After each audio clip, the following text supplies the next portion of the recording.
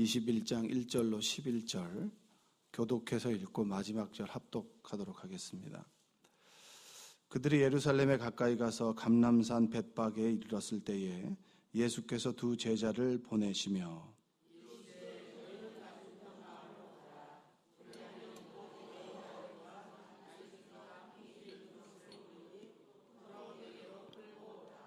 만일 누가 무슨 말을 하거든 주가 쓰시겠다 하라. 그리하면 즉시 보내리라 하시니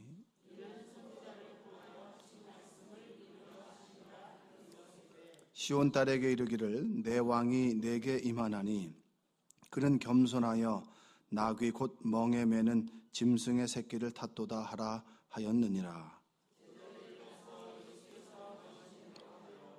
나귀와 나귀 새끼를 끌고 와서 자기들의 겉옷을 그 위에 얹음에 예수께서 그 위에 타시니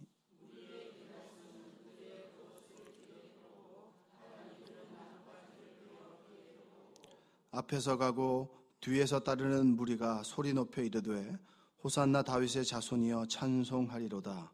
주의 이름으로 오시는 이여 가장 높은 곳에서 호산나 하더라.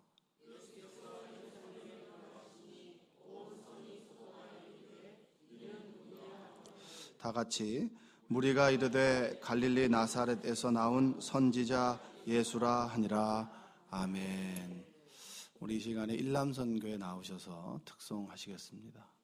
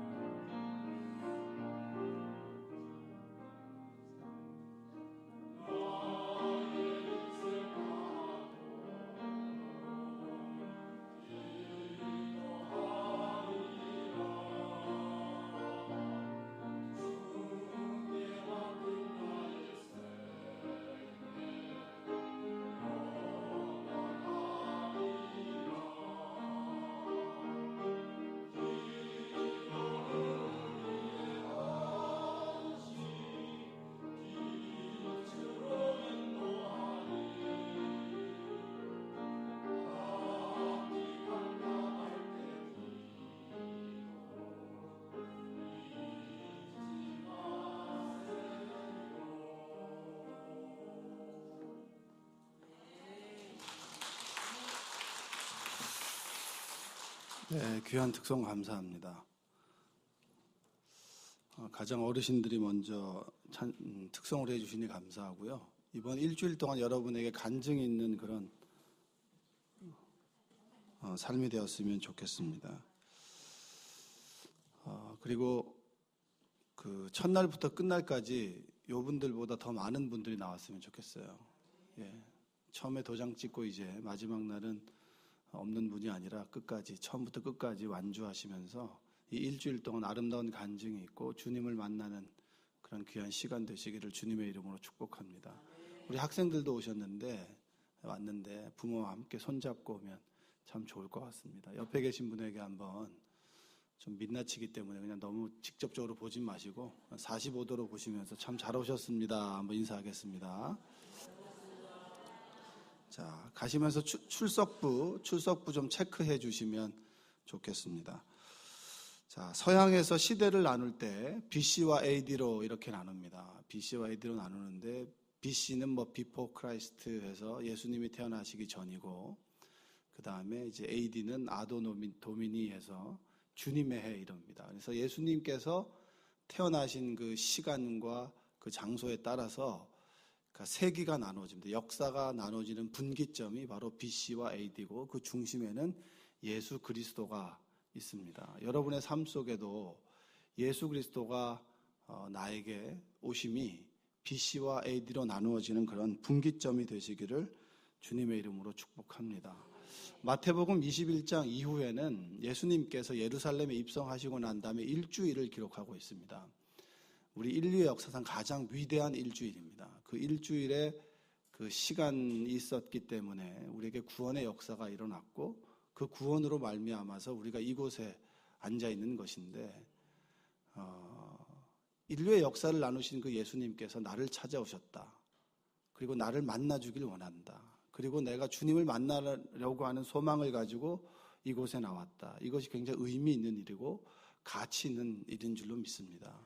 이 일주일 동안의 삶이 예루살렘에 입성하는 그 예수님께서 나의 마음에 들어오셨다. 그리고 그 예수님께서 나의 죄를 위해서 십자가에 죽으시고 부활하셨다. 그 죽으심과 부활이 나에게 생생하게 체험되어지는 그런 귀한 일주일이 되었으면 좋겠습니다. 예루살렘 성벽에는 여러 개의 문이 있습니다. 그 중에서 근문이라고 하는 근문. 그 사람들은 메시아가 근문을 통해서 들어올 것이다 라고 늘 생각하고 있었습니다. 근문을 통해서 들어올 때 우리 메시아는 로마의 압제로부터 우리를 구원해낼 말을 타고 개선장군처럼 근문을 통해서 들어올 것이다 라고 사람들은 막연히 생각을 했는데, 사실은 그렇지 않습니다. 구약의 예언에 보면 메시아는 근문을 통해서 들어오시긴 하는데 말이 아니라 나귀를 타고 올 것이다 라고 합니다. 여러분, 기마병 장군들이 말을 타고 갑니까? 나귀를 타고 갑니까? 장군들이 나귀를 타는 건 정말 이렇게 볼품없는 것이죠. 개선장군으로 근문을 통해서, 그리고 귀한 큰 위용을, 힘을 상징하는 말을 타고 들어올 것이라고 예상을 했지만, 구약의 예언과 실제로 예수님은 그렇게 하시지 않았습니다. 스가랴 9장 9절에 보면 이런 말씀이 있습니다. 한번 읽어보겠습니다. 스가랴 9장 9절 말씀 제가 읽겠습니다. 시온에 따라 크게 기뻐할지어다. 예루살렘에 따라 즐거이 부를지어다. 보라, 내 왕이 내게 임하시나니 그는 공의로우시며 구원을 베푸시며 겸손하여서 나귀를 타시나니 나귀의 작은 것 곧 나귀 새끼니라. 이렇게 되어 있습니다. 예수님께서 나귀 새끼를 탔나요? 나귀 어미를 탔나요? 오늘 읽었던 말씀에 보면 2절에 보니까 2절 한번 읽어볼까요? 이르시되 너희는 맞은편 마을로 가라. 그리하면 곧 매인 나귀와 나귀 새끼가 함께 있는 것을 보리니 풀어 내게로 끌고 오라. 말 한 두 필이 있었다라고 생각하시면 됩니다. 끌고 왔습니다. 끌고 왔는데 나귀 새끼를 탔을까요? 어미를 탔을까요? 우리는 답을 알고 보니까 별로 어렵지 않지만, 기본적으로 상식적으로 본다면 어미를 탑니까? 새끼를 탑니까? 어미를 타죠. 근데 새끼를 타셨어요. 그러니까 어미가 옆에 있었다는 얘기죠. 구약의 예언은 나귀 새끼를 타고 올 것이다. 가장 초라하고 그리고 볼품없고 위험이 없는 그런 나귀 새끼 위에 메시아가 올 것이다. 여러분, 이것만큼 아이러니한 것은 없습니다. 참 이해가 되지 않죠. 메시아라고 하면 좀 드러내고 싶고 힘을 드러내야 되는데 나귀 새끼를 타고 오셨다. 근데 그 나귀 새끼는 어떤 나귀 새끼입니까? 뭔가에 매여 있는 나귀 새끼다. 제가 오늘 이 본문을 읽으면서 딱 세 가지가 제 마음에 들어왔어요. 첫 번째는 뭐냐? 나귀입니다. 나귀. 두 번째는 예루살렘이고 세 번째는 군중이에요. 우린 너무나 잘 알죠. 종려가지를 흔들면서 나귀 새끼를 타고 온 메시아를 사람들은 막 환호했습니다. 그런데 동상이몽이에요. 예수님은 십자가를 알고 가시는 것이지만 사람들은 그 예수님께서 나를 무엇으로부터 구원해내 줄 것이다. 근데 그 구원이 십자가에서 죽는 것이 아니라 로마의 군대를 십자가에 못 박는 것이라고 생각했습니다. 힘으로 구원한다라고 생각을 한 것이죠. 동상이몽입니다. 나귀가 뭔가에 매여 있는데 예수님께서는 나귀를 끌고 오라고 했습니다. 누가 쓰십니까? 주가 쓰시겠다 하라라고 했을 때 그 주인이 내어 주었습니다. 근데 가만히 묵상하다 보니까 그 나귀의 모습이 꼭 이 시대를 살아가는 우리의 모습과 참 비슷한 것 같아요. 내가 무엇에 매여 있을까? 계속 묵상을 좀 해봤습니다. 남자들은 생계를 유지해야 된다라고 하는 그 부담감이 어깨에 있고, 그리고 회사에서 뭐 성공해야 되고, 또 무언가를 쟁취해야 되고, 경제적인 것, 그 다음에 사회적인 위치, 무엇인가가 우리를 늘 얽어매는 것이 있다라고 하는 거예요. 그 나귀 새끼의 모습을 보니까, 나귀의 모습을 보니까 뭔가에 매여 있어서 이러지도 못하고 저러지도 못하는 그런 우리 현대인의 자화상이 아닌가. 여러분들은 무엇에 매여 있습니까? 늘 예수님을 믿으면서 늘 자유하십니까? 행복하십니까? 물론 그러하기도 하지만 우리가 주일 예배를 마치고 돌아갔을 때 무엇인가가 나를 늘 얽어매는 부담감이 있고, 그리고 월요일이 제일 싫은, 회사에서 보기 싫은 누구를 봐야 되고, 하기 싫은 무엇을 해야 되고, 나도 놀고 싶은데 놀지는 못하고, 여러 가지 상념들이 많이 있지 않겠습니까? 또 건강이 나를 얽어매기도 하고, 그리고 미래에 대한 두려움과 염려가 나를 얽어매기도 하고, 근심이 나를 얽어매기도 합니다. 그런데 얼마나 감사한 것은 예수님께서 그 얽어맨 나귀를 풀어다가 가져오라. 내가 쓰겠다. 가만히 여러분과 저의 모습을 한번 생각해 봅시다. 참 부족하죠. 특별하게 뛰어난 것이 없는데, 그냥 낙인데, 볼품없는 낙인데, 주님께서 풀어다가 주님을 등에 태우고 예루살렘으로 입성하는 나귀가 되었다. 여러분, 이 나귀 이름은 모르지만 아마 인류가 끝날 때까지 이 나귀는 사람들의 입으로부터 회자되지 않겠습니까? 이름 없는 나귀이지만 그 나귀가 주님 손에 쓰여지게 되고, 우리가 주님을 태우고 주님을 모시고 살아가는 인생이 된다라고 하면 우리는 값진 인생이다라고 하는 겁니다. 할렐루야. 여러분, 우리가 부족하고 연약하고, 그리고 우리 교회에서 제가 제일 많이 들었던 이야기는 그 목사님이 그런 얘기를 많이 해요. 참 사람은 좋아. 근데 참 믿음이 없어. 그런 얘기 많이 들어보셨죠? 여기 있는 당사자들도 계실 텐데 저도 물론 마찬가지입니다. 때로 목사인데 참 믿음 없을 때가 있고, 참 제 행동이 부족해 보일 때도 많은데, 그 나귀와 같은 모습인데 그럼에도 불구하고 주님께서 그 부족한 나를 쓰시겠다고 매어 있는 것들을 풀어서 자유케 하시고, 그리고 내 위에 예수님께서 타셨다. 여러분, 가장 위대한 나귀가 되지 않겠습니까? 여러분과 제가 늘 예수님을 모시고 살아가는 인생 되시기를 주님의 이름으로 축복합니다. 자, 예수님께서 나귀를 타고 입성하실 때 굉장히 많은 사람들이 환호했습니다. 제가 목회에 처음 할 때 사람 때문에 굉장히 힘들었었습니다. 수많은 말을 하는 거예요. 어떤 사람들은 이런 평가를 하고 어떤 사람들은 이런 평가를 합니다. 누구를 믿어야 될까? 누구와 함께 목회를 해나가야 되지? 정말 제가 힘들었을 때가 있어요. 31살, 2살 때. 제가 뭐 인생의 경험이 그렇게 많겠습니까? 없죠. 누구를 믿어야 되나? 정말 나를 좋아해 주는 사람인데 결국에는 나에 대해서 등을 돌리는 사람들도 있었거든요. 내가 어떤 사람들과 목회를 해야 되는 것인가? 이거 목회를 그만둬야 되는 것은 아닌가? 내가 참 부족한데. 이 사람이 어떤 사람인지도 모르고, 그리고 목회자는 대부분 개척을 하지 않으면 모든 그 네트워크가 구성된 상태에서 목사님만 쏙 들어간단 말이에요. 그럼 그들은 그들의 평가를 다 알고 있는데 저만 이제 가서 새로운 사람들을 알아야 되고 어떤 사람을 믿고 어떤 사람과 함께 가야 되는 것인가. 굉장히 고민스러울 때가 있었습니다. 그래서 참 힘들고 그리고 수많은 말들에 의해서 정말 염려되고 그리고 두려울 때가 있었는데 그때 하나님께 무릎 꿇고 기도했는데 하나님께서 그런 마음을 주셨어요. 사람들은 믿음의 대상이 아니다. 사람은 섬김의 대상이다. 그걸 제가 깨닫고 난 다음에 비로소 선배 목사님들이 하는 이야기가 저에게 들렸어요. 아, 믿음의 대상이 아니구나. 그 얘기를 그전에도 안 들었을까? 들었거든요. 그런데 그게 그에게 저의 마음속에 깨달아지지 않았어요. 그런데 목회를 하다 보니까 아, 사람은 믿음의 대상이 아니구나. 믿는 그 순간에 그 사람을 잃어버릴 수 있겠다. 그러면 내가 목회를 하면서 늘 끊임없이 사람들을 믿어 사람들을 잃어버리는 목회 인생을 살 것이냐 아니면 섬기며 사람을 얻고 함께 동행하는 인생을 살 것이냐. 아, 사람은 섬김의 대상이다. 한번 따라서 해보겠습니다. 사람은 섬김의 대상이다. 예수님께서 예루살렘에 들어갈 때 환호했던 사람들은 어디 갔나요? 십자가에 있을 때 그 사람들은 어디로 갔습니까? 바라바와 예수님 사이에